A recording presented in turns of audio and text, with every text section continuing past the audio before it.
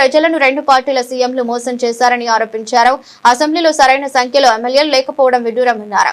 వ్యక్తిగత దూషణలను కట్ చేసి సబ్జెక్టుపై మాత్రమే చర్చ జరపాలని డిమాండ్ చేశారు. 2 నెలల తర్వాత రాష్ట్రంలో బీజేపీ అధికారంలోకి రావడం ఖాయమని, పాలమూరు ప్రజలకు న్యాయం చేసేది బీజేపీ మాత్రమేనని రఘునందన్ రావు ధీమా వ్యక్తం చేశారు. ఈరోజు పటంచెరు కాన్స్టిట్యున్సీలో ఉన్న 5 మున్సిపాలిటీలు మరియు సంగారెడ్డి కాన్స్టిట్యున్సీలో ఉన్న 2 మున్సిపాలిటీలు అందరూ మున్సిపాలిటీలో ఉన్న గతంలో పోటీ చేసిన వాళ్ళు మరియు కమిటీ మెంబర్స్ అందరినీ ఈరోజు మీటింగ్ పెట్టడం జరిగింది. రాబోయే రోజుల్లో ఈ మీటింగు ముఖ్య అతిథిగా రఘన్న గారు, మరి జిల్లా అధ్యక్షురాలు గోదావరి గారు, మరియు బీజేపీ కుటుంబ సభ్యులు అందరూ, అదేవిధంగా మండల ప్రెసిడెంట్లు, కమిటీ సభ్యులు, ఇన్ఛార్జీలు, పార్టీ ఇన్ఛార్జీలు కూడా వేయడం జరిగింది.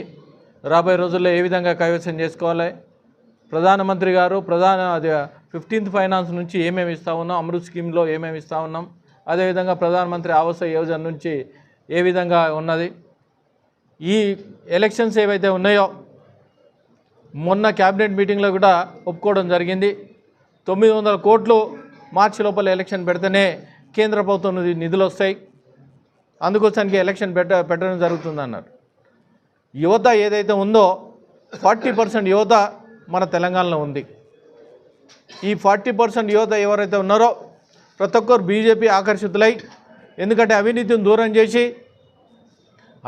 దూరం చేసిన పార్టీ ఏకైక పార్టీ భారతీయ జనతా పార్టీ. ఎప్పుడైతే అవినీతిని దూరం చేసినామో అభివృద్ధికి ముందుకు పోవడానికి ఆస్కారం ఉంది.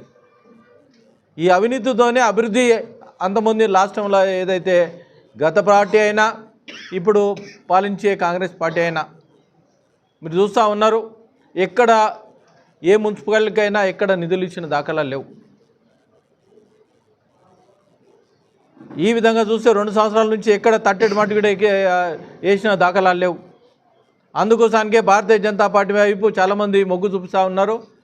ఈ 5 మున్సిపాలిటీలైనా 2 మున్సిపాలిటీ సంగారెడ్డి అయినా మేము కైవసం చేసుకుంటాం. ప్రజలు మా వైపు ఉన్నారు.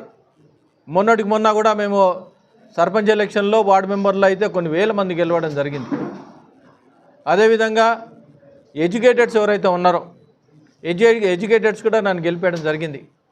ప్రతి ఒక్కరూ అభివృద్ధి చెందాలంటే భారతీయ జనతా పార్టీకి ఓటేయాలని తాతలాడుతున్నారు. భారతీయ జనతా పార్టీ తాతలాడుతున్నారు. ఇది కైవసం చేసుకోవడానికి ప్రిపరేటివ్ మీటింగ్ పెట్టడం జరిగింది.